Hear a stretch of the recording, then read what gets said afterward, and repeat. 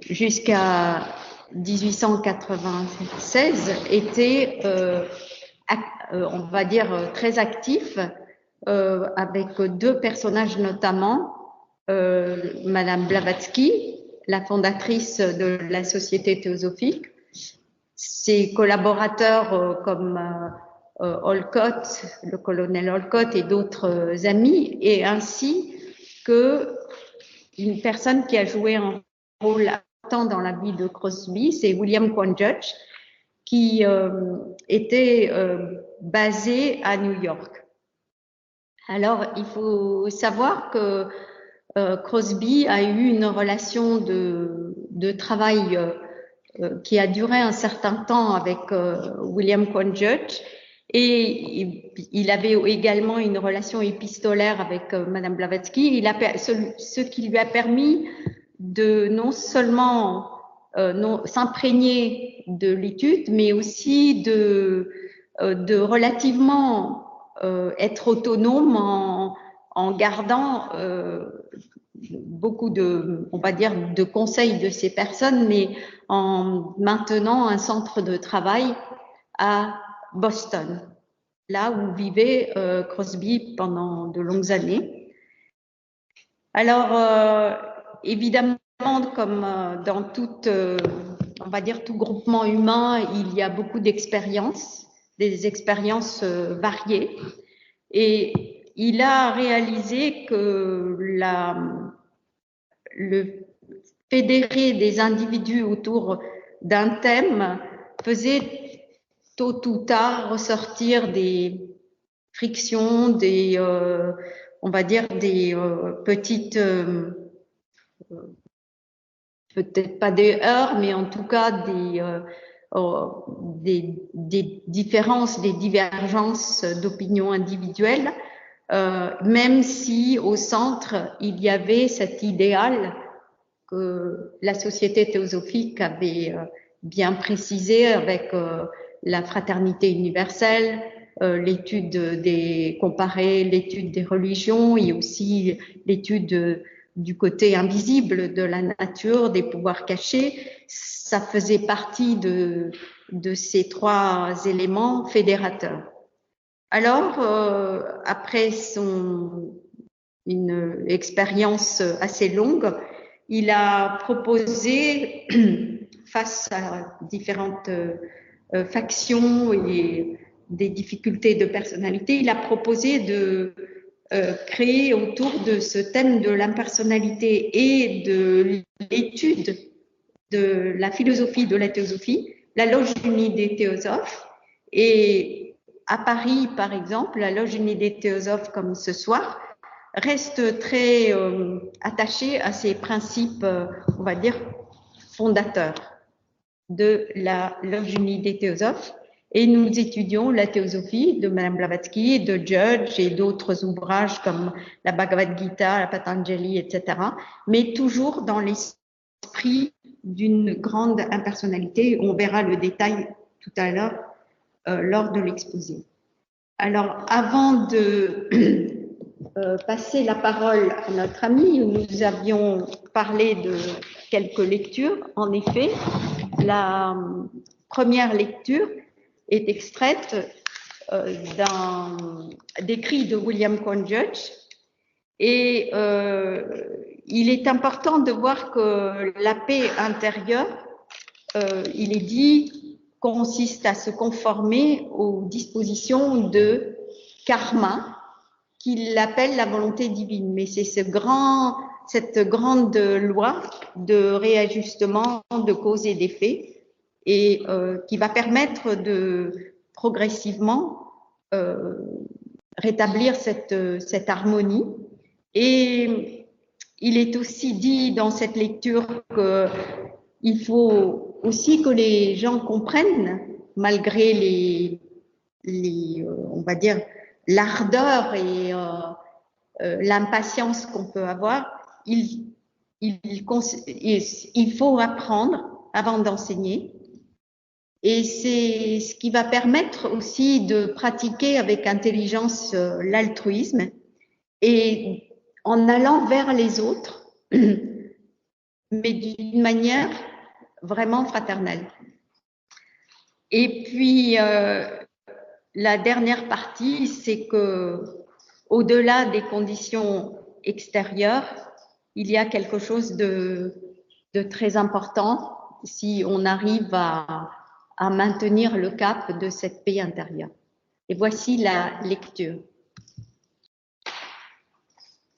La voie de la paix intérieure consiste à se conformer en toutes choses aux décrets et aux dispositions de la volonté divine. Ceux qui voudraient que tout réussisse et se passe selon leur propre caprice ne sont pas prêts de connaître cette voie. Et c'est pourquoi ils mènent une vie rude et amère. Constamment agités et de mauvaise humeur, ils ne suivent pas le sentier de la paix. Un homme qui prétendait enseigner les mystères disait « Il me faut une demeure agréable et une ambiance de beauté. » Un philosophe ne rien attendre de ce genre, que ce soit avant d'enseigner ou ce qui est d'abord nécessaire avant d'apprendre. Serait peut-être agréable, mais si l'inspiration divine ne vient que dans ces conditions, alors vraiment le divin est bien loin de la plupart d'entre nous.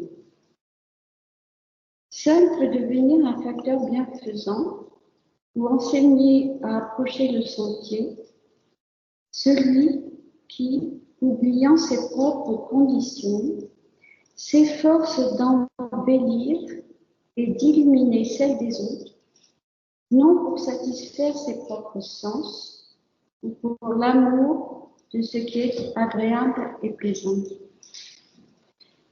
Si vous avez obtenu la vraie connaissance, cela vous oblige à aller à la rencontre de tous les hommes, non pas à moitié chemin, mais plus loin encore que cela, pour les rechercher. Cela est non que vous vous retiriez du monde, mais que cherchant son contact, vous vous plongiez dans sa misère et sa douleur.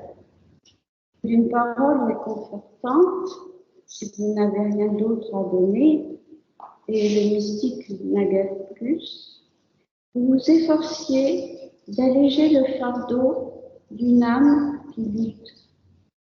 Tu peux chercher le silence dans le tumulte, la solitude dans la compagnie des hommes, la lumière dans les ténèbres, l'oubli dans les contraintes, l'énergie dans le découragement, le courage dans la peur, la résistance dans la tentation, la paix dans la guerre et la quiétude dans les tribulations.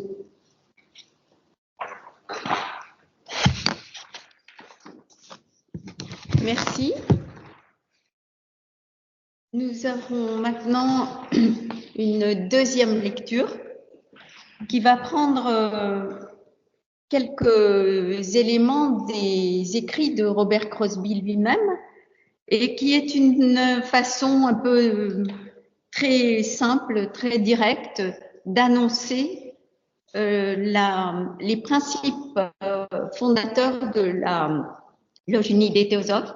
Cette idée qui consiste à montrer que finalement il y a un but qui est l'enseignement, de comprendre cet enseignement, de l'étudier. Les opinions diffèrent, mais la philosophie, c'est une philosophie de l'unité.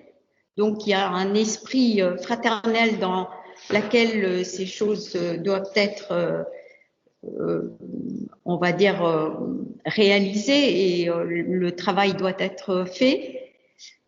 Et aussi le service de la théosophie va permettre à chacun de se sentir libre et de mettre en pratique ce qu'il inspire à la lumière de cette théosophie. Donc c'est un peu un résumé de notre déclaration de la loge unie des théosophes. Voici la deuxième lecture. La loge unie des théosophes est une partie intégrante du mouvement théosophique qui débuta à New York en 1875.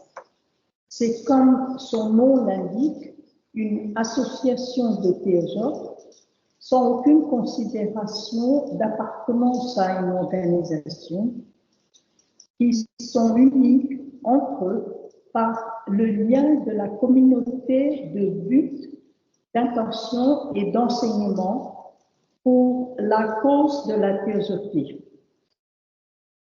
La théosophie étant l'origine, la base et le génie de toute organisation théosophique, elle forme d'elle-même un terrain commun d'intérêt et d'effort au-dessus et au-delà de toutes les différences d'opinion quant aux personnes ou aux méthodes. Étant aussi la philosophie de l'unité, elle appelle à l'union indispensable de ceux qui la professent et la promulguent. Cette union ne signifie pas qu'il faille une identité d'organisation, de méthode, mais plutôt une reconnaissance amicale, une assistance et un encouragement parmi tous ceux qui sont engagés dans le service de la théosophie. Il s'agit d'extraits de William Quan Judge et il montre l'importance de piloter sa vie dans le présent. Il dit « Ne regrettez rien dans le passé, toutes les folies, etc. parce que vous êtes ici, ce sont des faiblesses karmiques, mais aujourd'hui, vous n'êtes pas ces faiblesses et vous n'êtes pas non plus juste des événements qui sont arrivés, mais vous êtes en fait en charge de votre vie et vous pouvez modifier la trajectoire. Et c'est un point important parce que il le dit de manière très simple et sans juger les individus. Et il dit également que les découragements sont passagers. C'est-à-dire qu'il n'est pas interdit d'avoir un moment de découragement ou de regret, mais il faut savoir que c'est passager et dès lors, ces choses-là n'ont plus d'emprise sur soi.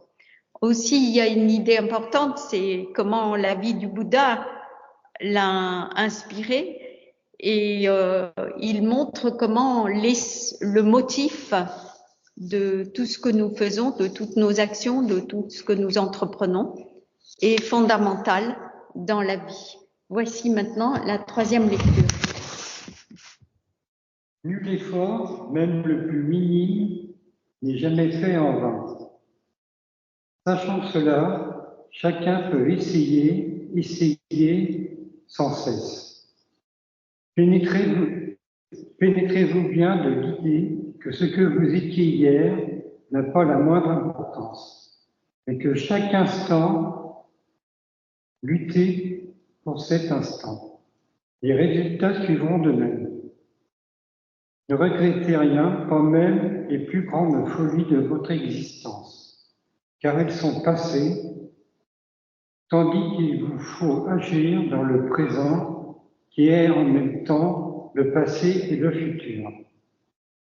Ainsi donc, avec la connaissance absolue que toutes vos limitations sont dues au karma de la vie passée, au présent ou présente, et avec une ferme confiance de tous les instants en ce karma, compris comme le juge unique, qui sera bon ou mauvais selon ce que vous aurez fait. Vous serez capable de supporter tous les événements et de garder votre sérénité malgré les découragements passagers que tous ressentent, mais que chasse toujours la lumière de la vérité. Les doutes viennent tous de la nature inférieure et jamais, en aucun cas, de la nature supérieure. Accordons notre aide à tous ceux qui viennent sur notre chemin, ce sera le vrai progrès. Les voiles qui s'étendent sur notre âme tombent quand nous agissons pour les autres. Si tel est le réel motif, la quantité de travail accompli n'a pas d'importance. Je viens de relire la vie du Bouddha et cela me remplit du désir ardent de me dévouer pour l'humanité, de me consacrer à un effort acharné et résolu afin de prendre position plus près de l'autel du sacrifice. Comme je sais que par toujours exactement ce qu'il faudrait faire, je dois m'en tenir à ce que dit le maître. Faites ce que vous pouvez, si jamais vous comptez les voir. Ceci étant vrai, et un autre adepte ayant dit, suivez le sentier que et moi nous montrons, mais ne suivez pas mon sentier. Eh bien, il est clair que tout ce que nous pouvons faire, à quelques degrés qu'on se place, c'est ni plus ni moins de faire tout notre possible, chacun dans sa situation particulière. Il est certain que si nous avons une immense dévotion et faisons de notre mieux, le résultat sera bon pour eux et pour nous. Alors même que nous aurions agi autrement si nous avions eu plus de connaissances au moment où nous poursuivions une certaine ligne d'action. Ce n'est pas ce qui est fait, mais l'esprit dans lequel la moindre chose est accomplie pour eux qui compte vraiment. Merci. Voici maintenant l'exposé, la conférence sur l'importance de l'impersonnalité.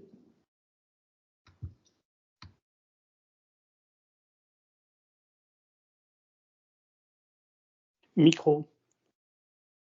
Micro, Alain. Alain, tu peux enlever tu peux ouvrir ton micro? Pardon, excusez-moi. Voilà.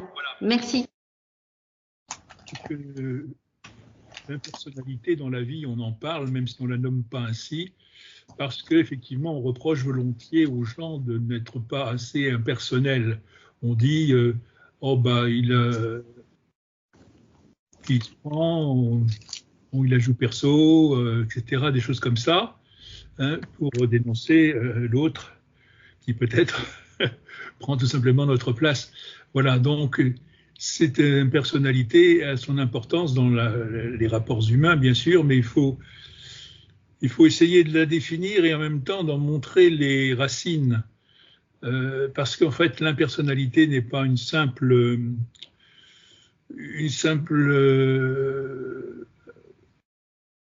variation du caractère, si on veut, n'est pas simplement un aspect de la personnalité, c'est beaucoup plus que ça. L'impersonnalité derrière, il y a des potentialités infinies et nous allons voir pourquoi.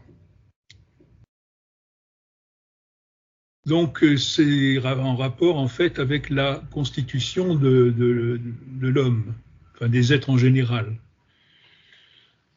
Un être n'est pas un corps, n'est pas non plus une âme fabriquée par un Dieu personnel et qui vivrait finalement comme un corps. Une âme, c'est indéfinissable finalement, sinon que c'est un être qui vit à travers des corps et d'autres expériences sur d'autres plans éventuellement, et qui peut ainsi évoluer. D'où viennent ces âmes? Elles n'ont pas donc été créées par un Dieu personnel, mais elles ont été créées. Eh bien, elles n'ont pas été créées en fait, hein, elles sont en quelque sorte émanées de leurs racines spirituelles fondamentales. Il n'y a pas de Dieu personnel en théosophie. Il y a donc un principe éternel omniprésent, enfin tout quoi, si on veut, c'est le principe de toute chose, le principe de tous les êtres. On ne peut pas en dire grand-chose, c'est assez inconcevable, sinon que bien c'est l'unité. C'est le principe d'unité, l'unité totale, l'unité vraiment de tous les êtres et de toutes leurs possibilités. Et c'est l'unité, donc c'est une bien grande abstraction, mais c'est nécessaire de la garder toujours en mémoire parce que c'est le fondement de tout. Et ça explique bien des lois de la vie qui est en fait, au fond, cette unité.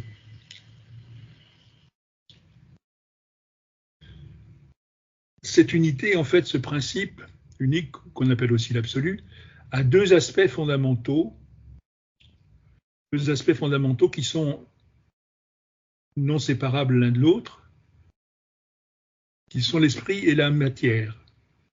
On devrait dire plus la substance, parce que ce qu'on appelle matière n'est qu'un aspect de quelque chose de plus vaste, de plus éthéré, et qu'on appelle la substance. Et donc, cette substance permet à l'esprit d'avoir ses états de conscience et de manifester son intelligence, de prendre conscience de lui-même, finalement, à travers tous les nombreux reflets qu'il imprime dans la matière.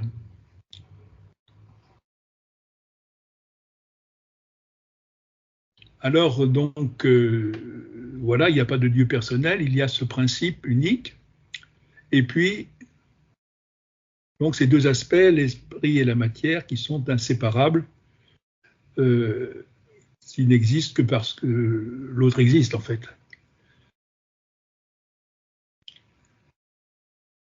Alors, c'est d'où viennent les univers? Eh bien, les univers viennent de là aussi, bien sûr, tout vient de là.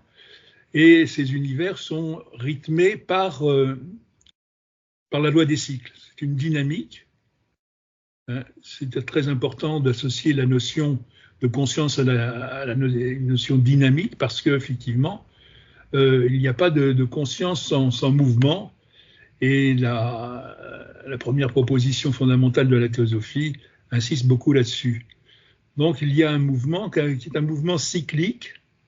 Tout est cyclique, la manifestation des univers et puis tout ce qui se manifeste dans l'univers est cyclique aussi jusqu'à la plus petite vibration.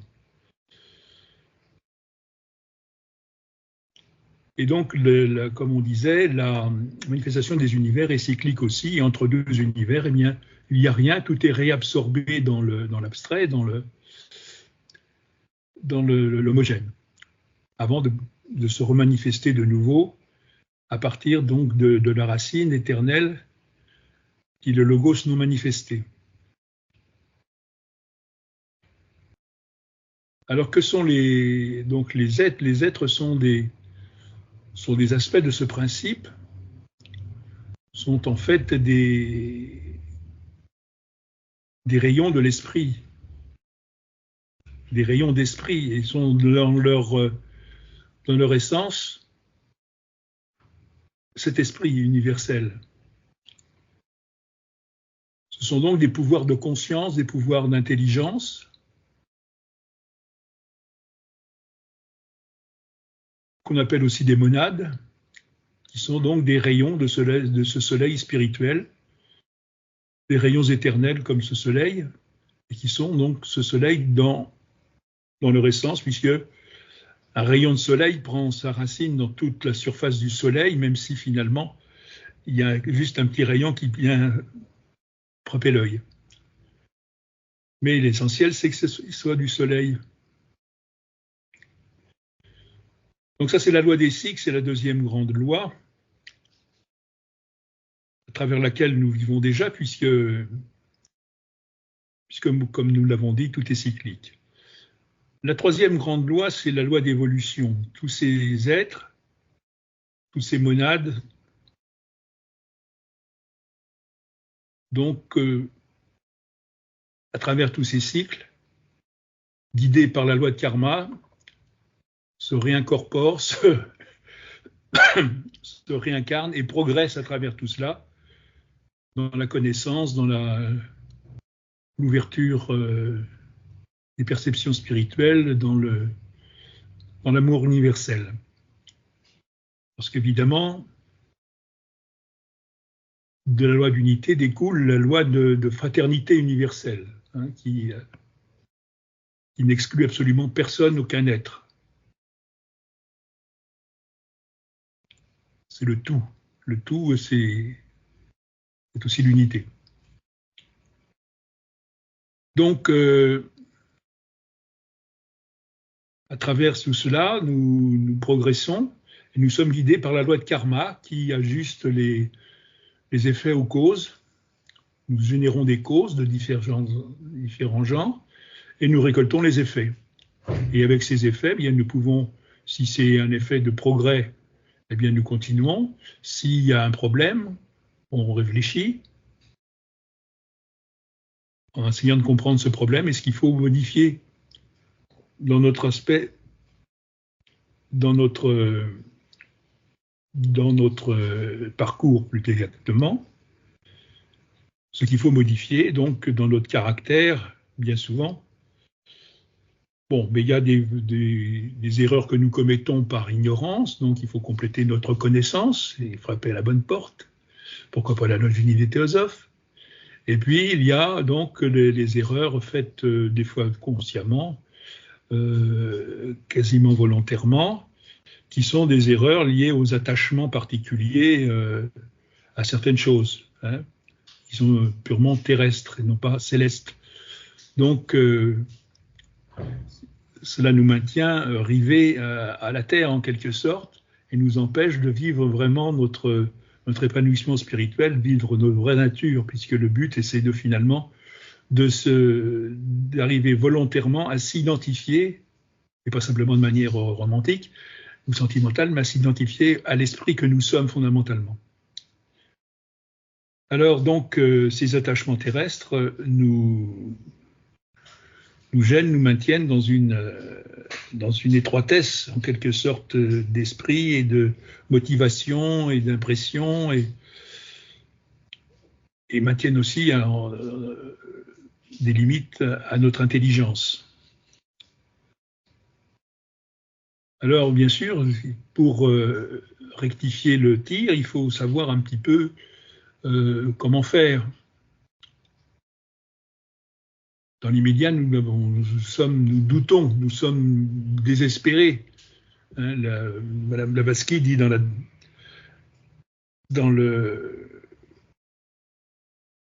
son livre La clé de la théosophie, elle dit que cette doctrine s'adresse à des désespérés. Pas forcément des gens qui sont au bord du suicide et qui sont très malheureux, mais des gens qui ne savent plus où donner de la tête, où donner du cœur. Qu'est-ce que la vie ? Qui suis-je? D'où viens-je? Où vais-je? Qui? Pourquoi? Comment? Enfin, les grandes questions.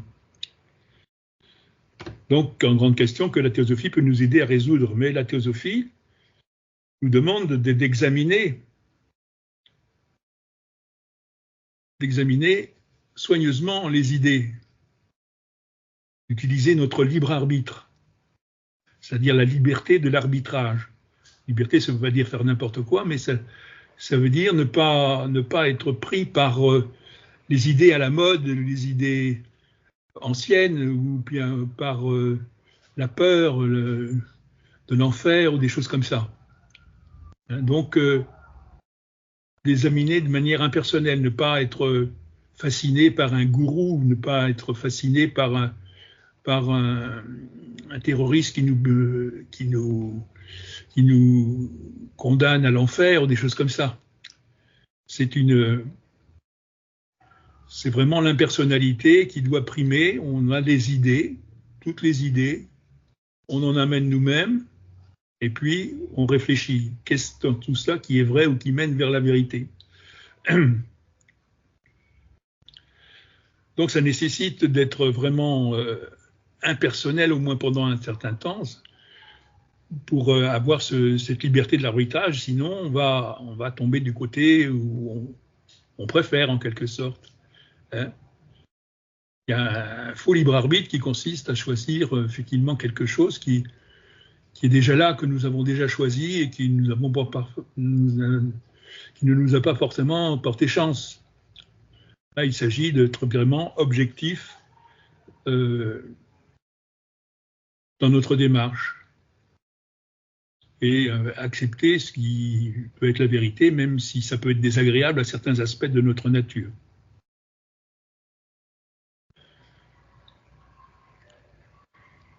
Donc c'est le premier aspect de notre impersonnalité, car nous ne sommes pas notre personnalité, nous ne sommes pas monsieur un tel qui veut briller, qui veut fonder une secte ou un parti politique ou des choses comme ça. Nous sommes donc des individus comme les autres, avec des potentialités infinies, mais il faut avoir une démarche intérieure qui soit saine, une démarche vers la vérité. Il n'y a pas de religion supérieure à la vérité.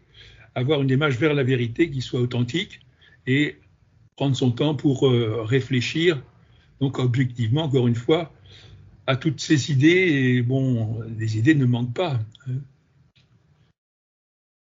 Mais on s'aperçoit qu'on peut faire des rapprochements entre certaines idées, que certaines idées sont des aspects plus limités d'idées beaucoup plus larges. La vérité est du côté des idées plutôt larges et profondes. C'est pas la palisse qui va nous contredire. Donc, il y a cette démarche à faire, donc, où l'on laisse de côté notre subjectivité personnelle, pas la subjectivité au sens du parti pris, de l'habitude de penser, de désir, de peur, etc. Il faut la laisser donc de côté et bien examiner avec notre discernement, avec notre intuition spirituelle, avec notre capacité d'analyse, de regrouper, et puis adopter une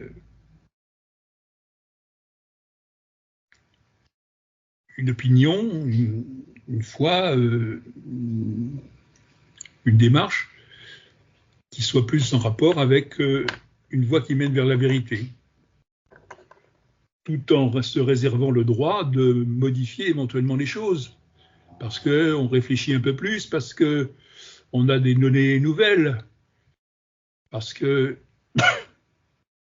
un matin en se réveillant, on a une idée lumineuse, ce qui peut arriver.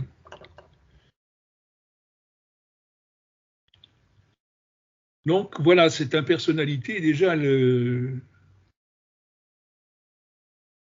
se manifeste dès qu'on veut vraiment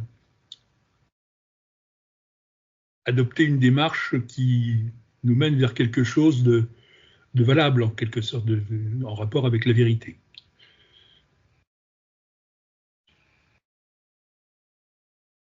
Et puis cette impersonnalité, eh bien, va nous suivre parce que, effectivement, si on veut progresser spirituellement, sachant que nous ne sommes pas nos personnalités, sachant que nous ne sommes pas un corps, que nous ne sommes pas nés de la cuisse de Jupiter, eh bien, il faut pour progresser, il va falloir effectivement cultiver en quelque sorte cette impersonnalité en nous identifiant à ce que nous sommes réellement. Est-ce que nous allons nous identifier à une âme? Le risque, oui, bien sûr, on peut, mais le risque, c'est comme si on avait une personnalité spirituelle, en quelque sorte, à laquelle on veut s'identifier. Alors, il faut s'en méfier, ça. Ne pas transposer sur l'âme le problème de la personnalité de monsieur un tel, madame un tel. Ne pas... personnalité, le mot vient du mot persona, qui veut dire en étrusque le masque de l'acteur. C'est-à-dire, c'est le rôle que nous jouons. Hein, mais le jour de la mort, il est terminé. En plus, il s'est déjà modifié plus ou moins pendant la vie. Donc, il reste l'âme, mais l'âme n'est pas une super personnalité, même si elle en a une en quelque sorte, puisqu'elle a un certain bagage karmique, elle a atteint un certain degré de progrès. Mais bon, il ne faut pas s'en tenir là, et il faut bien comprendre, comme nous l'avons vu, hein, en examinant le premier principe de la théosophie, eh bien, nous avons vu que nous sommes cet esprit finalement universel, indéfinissable, sinon pouvoir de conscience, pouvoir d'intelligence, mais infini, les lois de la nature aussi. Nous sommes cet esprit, ce soi universel de tous les êtres. C'est pour ça que dès qu'on arrive à la loge, on est mis au courant. On est mis au courant, on nous donne la déclaration et on voit qu'il faut arriver à donner l'exemple de la mise en pratique de ces principes, des principes théosophiques, par la réalisation plus vraie du soi. Hein? C'est la déclaration de la loge que nous fêtons aujourd'hui en quelque sorte. La réalisation plus vraie du soi, qui est le soi de toutes les créatures. Soi, c'est une notion aussi très, très générale, très vague, très abstraite, mais c'est une notion d'unité. Et il y a la conviction plus profonde de la fraternité universelle.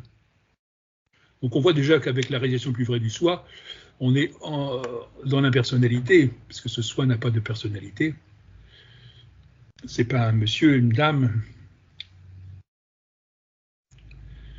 Et avec la conviction plus profonde de la fraternité universelle, eh bien, on confirme en quelque sorte. On confirme parce qu'effectivement, on va se mettre au service des autres, de tous les autres. Ils sont infinis. Avec peut-être, bien sûr, un lieu de travail plus déterminé, hein, idée générale, action locale, mais bon, toujours dans le cadre de la fraternité universelle. Donc, notre petit moi, il n'a pas lieu de chercher à briller, c'est pas ça dont les autres ont besoin.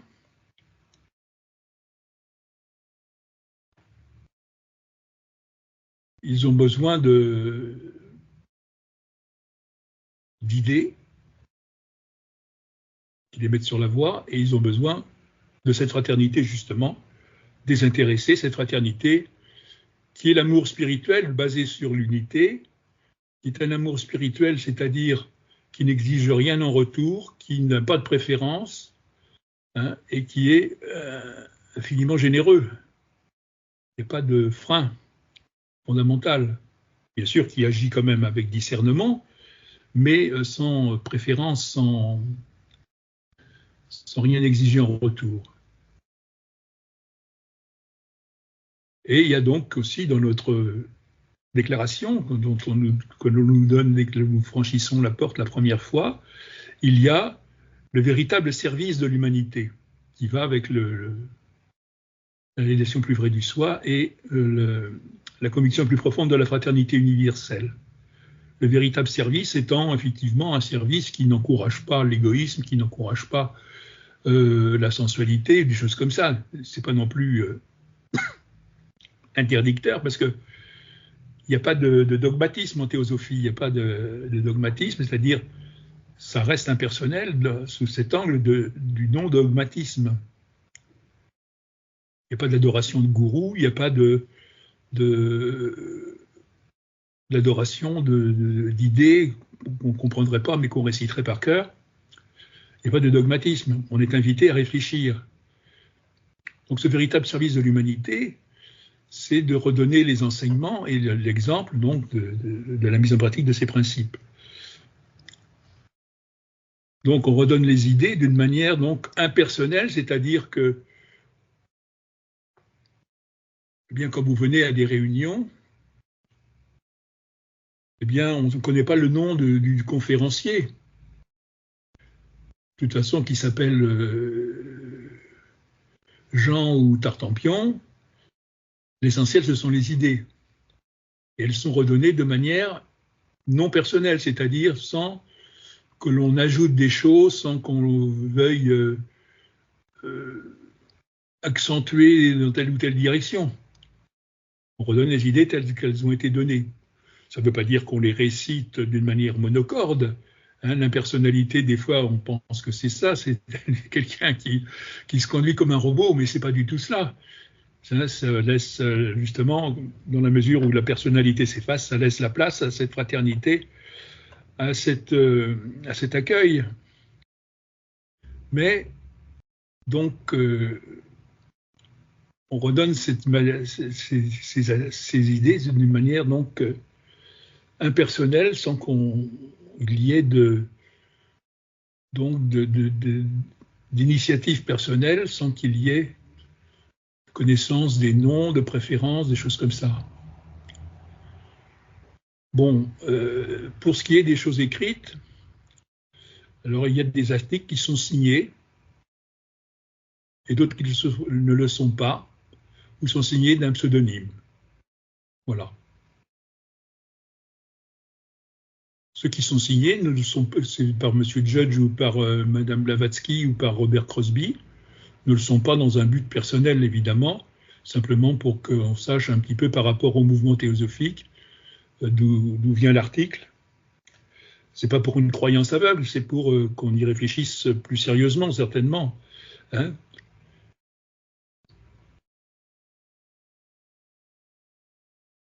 L'impersonnalité dans la vie courante, c'est aussi nécessaire pour notre évolution, nous l'avons vu, parce que s'identifier à notre personnalité et chercher des satisfactions d'orgueil, ça ne peut que bloquer la réalisation spirituelle, mais cette impersonnalité aussi dans nos relations avec les autres, même s'ils ne sont pas de la loge, même s'ils ne vont pas à la loge, cette impersonnalité est nécessaire pour toutes les relations dans la vie de tous les jours, même les relations qui semblent les plus banales, les plus insignifiantes, elles ont besoin de transporter, elles sont faites en fait pour ça, elles ont besoin de transporter cette fraternité, cette influence bénéfique qui peut dépasser le simple bonjour, bonsoir. Bien qu'on soit contenté de dire bonjour, bonsoir, on l'a dit de telle manière, avec une telle voix qui se mime pas, avec un tel sourire que, eh bien, ça va contribuer à illuminer la journée de l'autre. Donc l'impersonnalité, c'est le secret, mais c'est pas évidemment en soi une chose, c'est plutôt se débarrasser de certaines choses. Donc pour faire se manifester ce qu'il y a de meilleur en nous. Et qu'on ne dise pas, bon, il se la joue perso. Voilà. Il ne la joue pas perso, c'est vraiment le service de l'humanité, de tous, et des animaux également d'ailleurs, hein, bien sûr.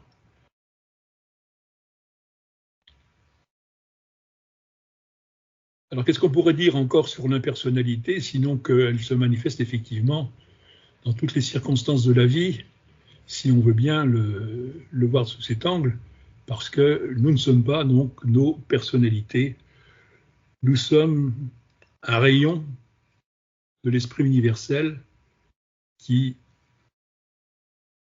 peut faire comprendre aux autres qu'ils sont aussi des rayons de l'esprit universel et que nous sommes tous ce même esprit, tous étroitement unis, inséparables. La séparativité est une illusion pour la théosophie, puisqu'il y a une seule et unique réalité, même s'il y a plusieurs êtres qui se côtoient selon notre manière de voir habituelle, néanmoins, nous ne sommes pas séparables et nous sommes tous interdépendants.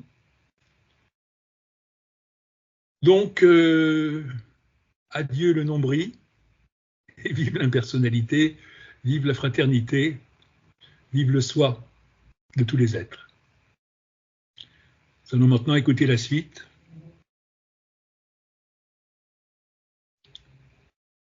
Très impersonnel. Merci. Donc, nous allons maintenant peut-être conclure en prenant quelques éléments de ce qui a été dit et de rappeler la vie de Robert Crosby. Donc, on a dit qu'il était né au Canada. Il est venu aux États-Unis assez jeune, mais adulte quand même. Et là, il s'est établi assez rapidement à Boston. Et il a rencontré William Quan Judge et s'est intéressé très rapidement à la théosophie, mais il a rencontré aussi H.P. Blavatsky, mais de manière épistolaire, qui l'a mis en contact avec Robert Crosby, parce que Madame Blavatsky voyageait un peu dans différentes parties du monde, et nous savons qu'à l'époque, les contacts étaient beaucoup moins faciles, les contacts personnels que maintenant. Et on sait aussi que cet homme a compris que cette théosophie était une façon extrêmement, on va dire, importante, une philosophie à garder, non pas parce que elle était sacrée, parce que ce sont des individus qui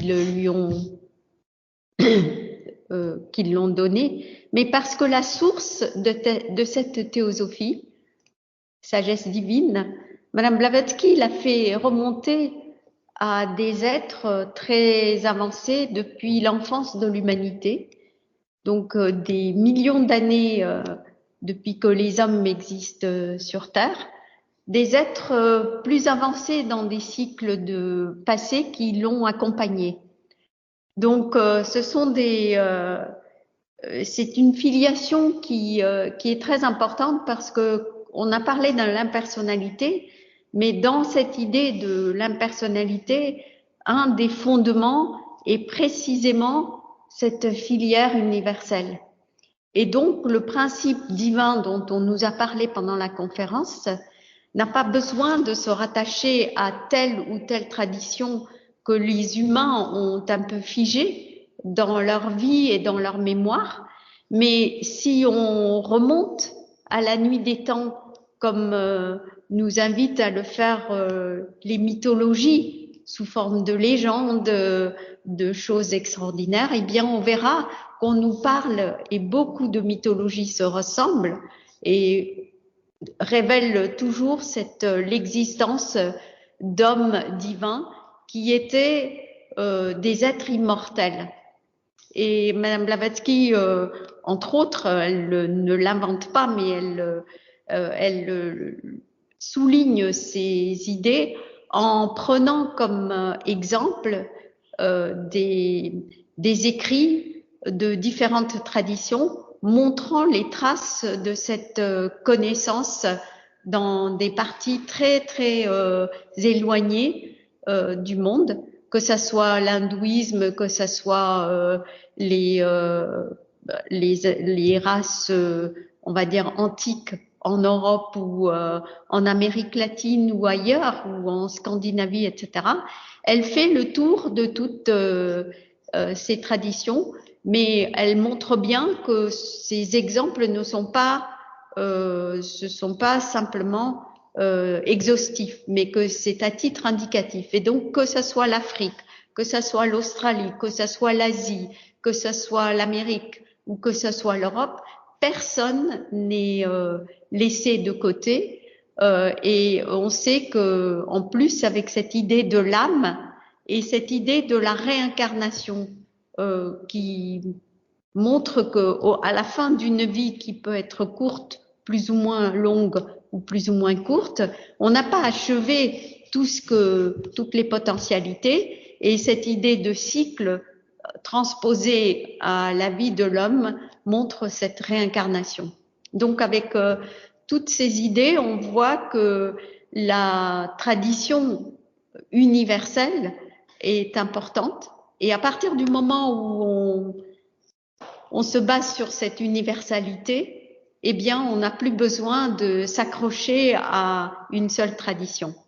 Donc voilà en gros les idées qui justifient, on va dire, notre adhésion à chacun à ces valeurs et à l'étude de la théosophie. Et comme il a été dit aussi, c'est redonner de manière impersonnelle ne signifie pas que l'on veut se cacher, mais signifie simplement qu'on ne va pas mettre en avant des interprétations variées, mais qu'on essaye de redonner cela de manière, on va dire, authentique, comme il a été dit, et honnête. Et on va essayer de permettre à chacun de trouver ces idées de manière, on va dire, simple et pure, pour que l'intellect puisse, la raison puisse avoir son rôle à jouer, parce qu'au XXe siècle, la raison est un rôle important, mais aussi cette aspiration au progrès.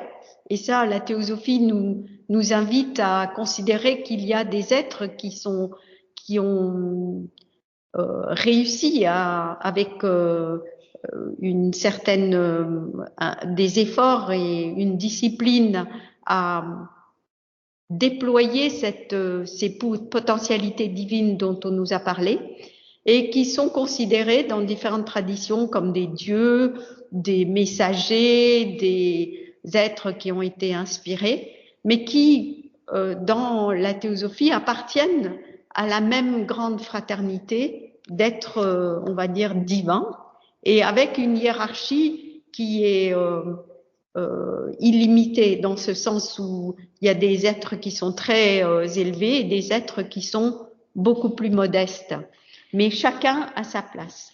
Donc la théosophie est l'héritage de l'humanité, et nous vous invitons à donc écouter. On va essayer de mettre les lectures qui ont été données dans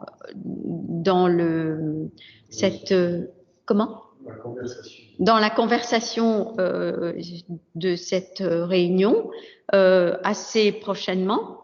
Et puis, nous passons la parole à notre ami pour la lecture, une courte lecture de Madame Blavatsky, extraite de ces 5 messages qui resteront comme une note tonique. On termine un petit peu avant l'heure, mais en pensée, on peut fraterniser et de toute façon rester unis dans cette initiative.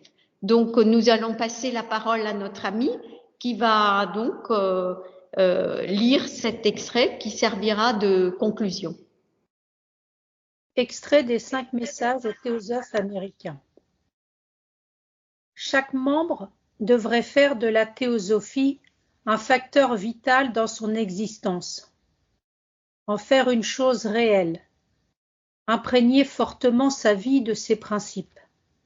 En bref, assimiler la théosophie et considérer la société théosophique comme un autre lui-même.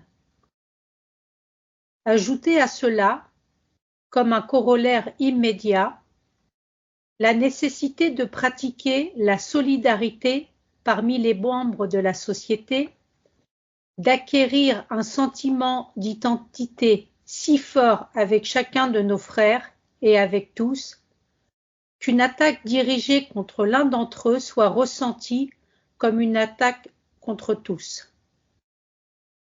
Fortifiés et unis dans un tel esprit de fraternité et d'amour, nous soulèverons le monde sans requérir, comme Archimède, un point d'appui et un levier. Le jour où la théosophie aura accompli sa mission la plus sainte et la plus importante, celle d'arriver à unir solidement, par un lien d'amour fraternel, un groupe d'hommes de toutes les nationalités, déterminés à se consacrer à un travail purement altruiste et non pas à une œuvre au motif égoïste, alors seulement la théosophie s'élèvera au-dessus de tout autre groupe de prétendue fraternité humaine. Ce sera en vérité un prodige et un miracle. Miracle dont l'humanité attend en vain la réalisation depuis 18 siècles et qu'aucune association n'a pu accomplir jusqu'à ce jour. L'altruisme est la note tonique de la théosophie et le remède à tous les maux.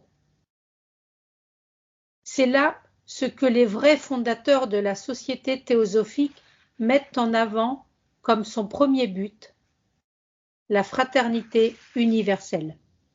Amis, merci pour votre écoute et votre participation.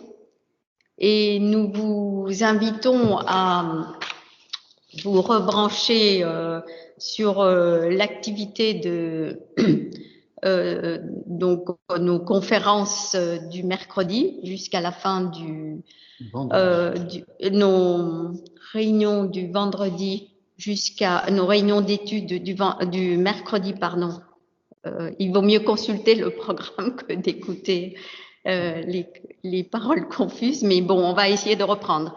Nous vous invitons à vous rebrancher pour nos conférences du vendredi soir, comme aujourd'hui, de 19h30 à 20h45, vendredi prochain, le 21 juin, le symbolisme des solstices et des équinoxes. Et puis également, si vous êtes intéressé à approfondir ces sujets, et si vous avez le temps, bien entendu, vous êtes invité à aussi participer à nos réunions du mercredi sur Skype de 19h à 20h, une première réunion. Nous étudions la lumière sur le sentier et une deuxième réunion après un quart d'heure de pause à partir de 20h15 jusqu'à 21h30 sur l'océan de théosophie et les réponses aux questions sur l'océan de théosophie.